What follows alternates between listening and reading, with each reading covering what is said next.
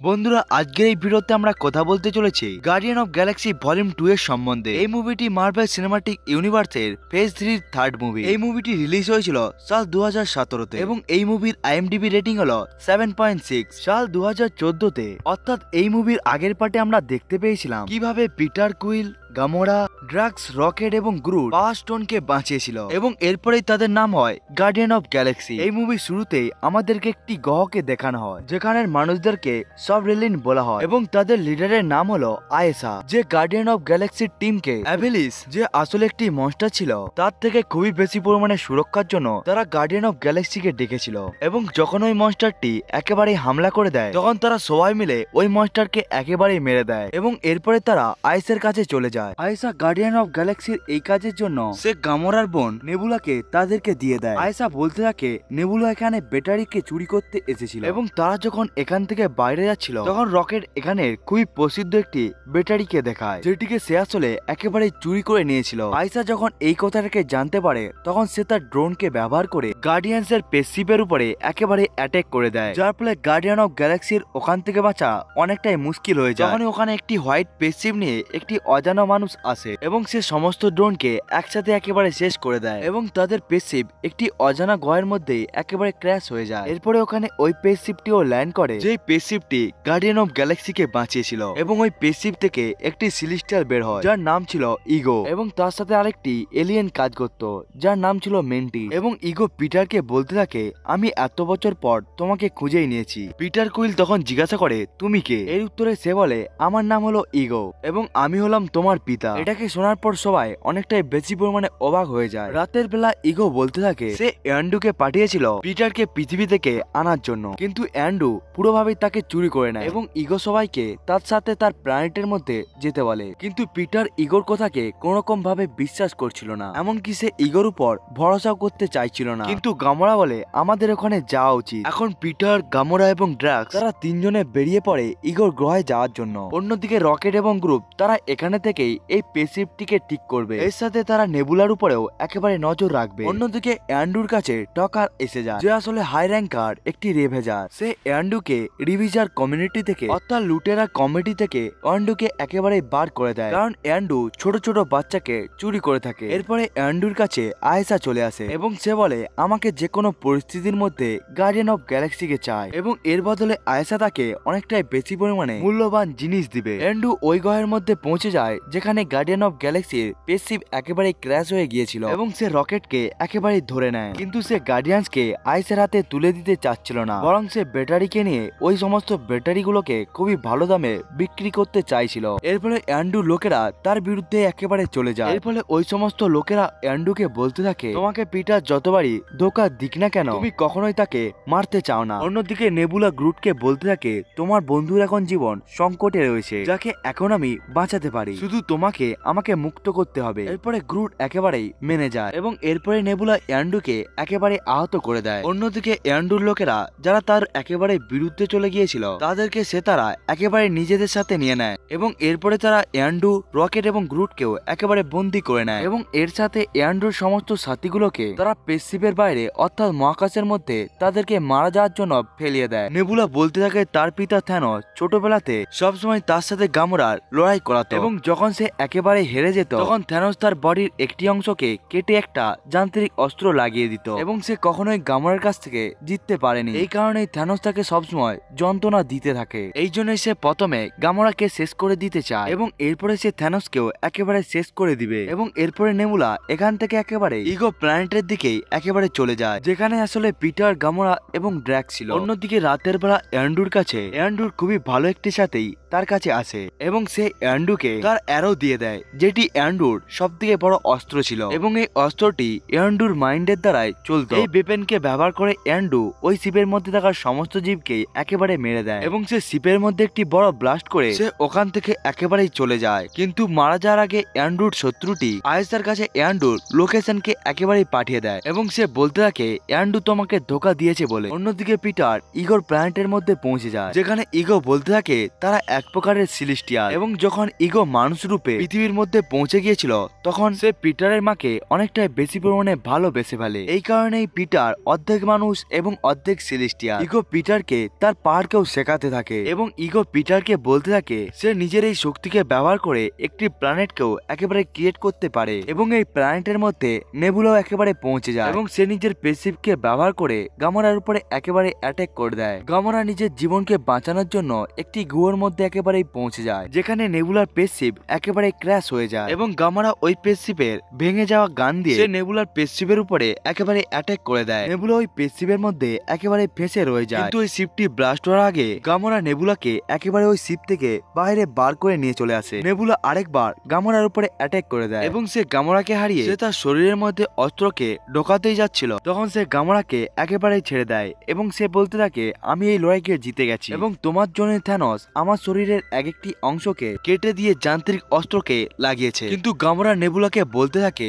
তুমি শুধুমাত্র জিততে চেয়েছো, কিন্তু আমি শুধুমাত্র তোমার মধ্যে থেকে আমার নিজের বোনকে পেতে চাই। এখানে গামোরাও নিজের ভুলকে একেবারেই বুঝতে পারে এবং নেবুলার তাকে এতটা বেশি পরিমাণে ঘৃণা এবং রাগের কারণকেও সে এখন একেবারেই বুঝতে পেরে যায়, কারণ নেবুলা নিজের জায়গার মধ্যে একেবারেই ঠিক ছিল। এই কারণেই তারা দুটো বোন একসাথে এসে যায় এবং তারা ওই গুহার মধ্যে একটি কঙ্কালের ঢিবিকে দেখতে পায় এবং তারা জানতে পেরে যায় এই জায়গাটি সুরক্ষিত নয় বলে, তাই এই জায়গা থেকে তাদের পালানো উচিত এবং তারা দুজনে ড্র্যাক্সের কাছে পৌঁছে যায় যেখানে ইগোর সাথে ম্যান্টিসও ছিল এবং ম্যান্টিস ওখানে বলতে থাকে ওই সমস্ত কঙ্কালগুলো হলো ইগোর আসল সন্তান যেগুলোকে ইগো নিজেই একেবারে মেরে দিয়েছে। অন্যদিকে ইগো তার ছেলে পিটার কোয়েলকে বলতে থাকে সে এতগুলো বছরের মধ্যে সে অনেকগুলো প্ল্যানেটকেই বানিয়েছে এবং ইগোর উদ্দেশ্যই হলো ব্রহ্মাণ্ডের বিস্তার। এই জন্য ইগো লক্ষ্যের থেকেও বেশি প্ল্যানেটের মধ্যে একেবারেই পৌঁছে যায় এবং যখন তার একেবারে বাচ্চা হয়ে যায় তখন অ্যান্ড্রু তার জন্য ওই সমস্ত বাচ্চাগুলোকে চুরি করে নিয়ে আসতো, কিন্তু কারো মধ্যেও তার শক্তি ছিল না। এই জন্যই তারা ইগোর কোন রকম কাজের ছিল না, কিন্তু পিটারের শরীরের মধ্যে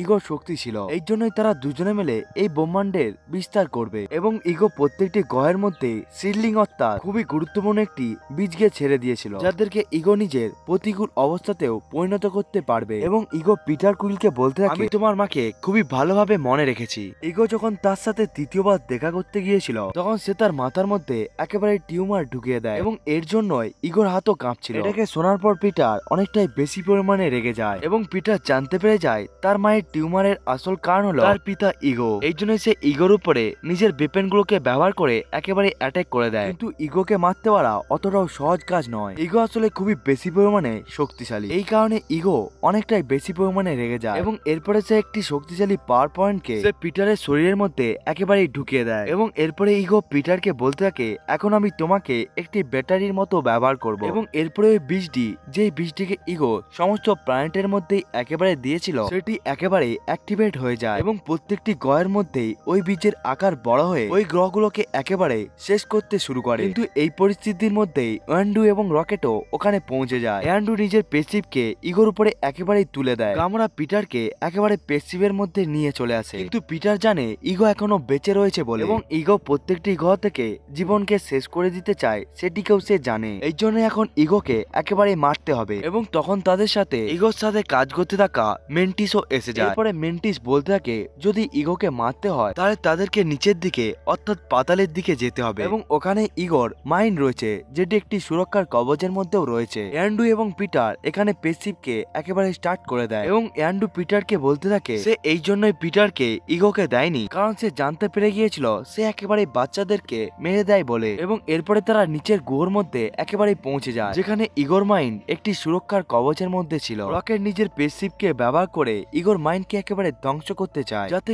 ইগো একেবারে শেষ হয়ে যেতে পারে। তখনই ওখানে আয়েশা অর্থাৎ যাদের ব্যাটারিকে ইগো চুরি করেছিল তখনই তাদের হাজারেরও বেশি ড্রোন ওখানে চলে আসে এবং তারা সবাই মিলে তাদের উপরে অ্যাটাক করে দেয়, যার ফলে গার্ডিয়ানের স্পেসশিপের পাওয়ার অনেকটাই কম হয়ে যায় অর্থাৎ তারা নিজের স্পেসশিপের লেজারকে আর চালু করতে পারবে না। এরপরে রকেট ওই সমস্ত ব্যাটারিগুলোকে যেগুলোকে সে চুরি করেছিল আয়েশার প্ল্যানেট থেকে সেই ব্যাটারিকে সে বোমের সাথে একেবারে বেঁধে দেয় এবং রকেট গ্রুটকে বলতে থাকে এই বোমটিকে তোমায় ইগোর মাইন্ডের মধ্যে একেবারে ঢুকিয়ে দিতে হবে কারণ গ্রুটি ওই ছোট রাস্তার মধ্যে দিয়ে যেতে পারবে। গ্রুট ওই বোমটিকে ফিট করার জন্য ইগোর মাইন্ডের মধ্যে একেবারেই ঢুকে যায়। অন্যদিকে অ্যান্ড্রু নেবুলার শরীর থেকে পাওয়ারকে ব্যবহার করে সমস্ত ধরনের ড্রোনগুলোকে একেবারে শেষ করে দেয়, যার ফলে আয়েশা রেগে গিয়ে অনেকটাই পাগল হয়ে যায় এবং এরপরে ওখানে ইগো চলে আসে এবং এরপরে ইগো এবং পিটারের মধ্যে লড়াই চলতে থাকে। থাকে এবং তারা দুজনে একে অপরের পাওয়ারকে ব্যবহার করতে থাকে। অন্যদিকে আমরা গ্রুপকে দেখতে পাই যে ইগোর আসল মাইন্ডের মধ্যে একেবারেই পৌঁছে যায় এবং সে বোমের মধ্যে একেবারে টাইমারকে লাগিয়ে ওখান থেকে একেবারেই চলে যায়। সবাই পেসিভের মধ্যে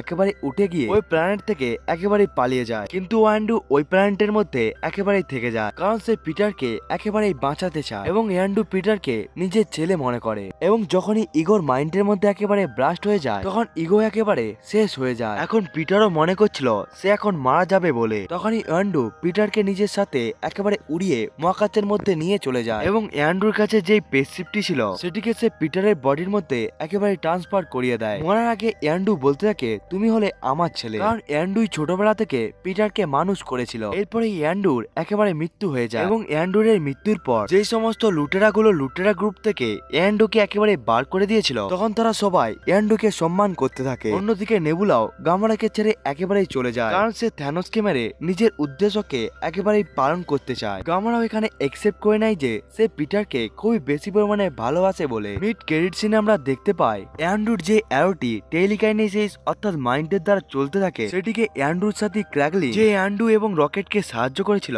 তার কাছে ওই অ্যারোটি একেবারেই চলে আসে এবং সে ওই অ্যারোকে একেবারে কন্ট্রোল করার চেষ্টা করছিল। অন্যদিকে আয়েশাকে দেখানো হয় যে নিজের জন্য একটি আর্টিফিশিয়াল জীবকে বানাচ্ছিল যার নাম ছিল অ্যাডাম, যাতে সে গার্ডিয়ান্সকে একেবারে মেরে দিতে পারে। এই মুভির পোস্ট ক্রেডিট সিনে আমরা দেখতে পাই স্ট্যানলিকে যে মার্বেল ইউনিভার্সের বেশিরভাগ ক্যারেক্টারকেই তৈরি করেছিল এবং সে একটি অজানা গ্রহের মধ্যে ছিল এবং যেখানে তার সাথে এলিয়েনও ছিল এবং ওই সমস্ত এলিয়েনগুলোকে দা ওয়াচার বলা হয় এবং সে তাদেরকে জিজ্ঞাসা করে আমি এই প্ল্যানেট থেকে কিভাবে বাইরে যেতে পারবো এবং আমার কাছে অনেকগুলো কাহিনী রয়েছে তোমাদেরকে শোনানোর জন্য। এর সাথে এই মুভির কাহিনীটি এখানেই শেষ হয়ে যায়। বন্ধুরা আজকের এই মুভি এক্সপ্লেনেশনটা আপনাদেরকে কেমন লেগেছে বন্ধুরা কমেন্ট করে বলতে ভুলবেন না। বন্ধুরা আপনারা যদি এই চ্যানেলে নতুন এসে থাকেন তাহলে চ্যানেলটাকে সাবস্ক্রাইব করবেন এবং বন্ধুরা ভিডিওটাকে ভালো লাগলে লাইক করতেও ভুলবেন না। বন্ধুরা আজকের এই ভিডিওটা এতটা পর্যন্তই, দেখা হচ্ছে অন্য একটি ভিডিওতে, ততক্ষণের জন্য বাই বাই।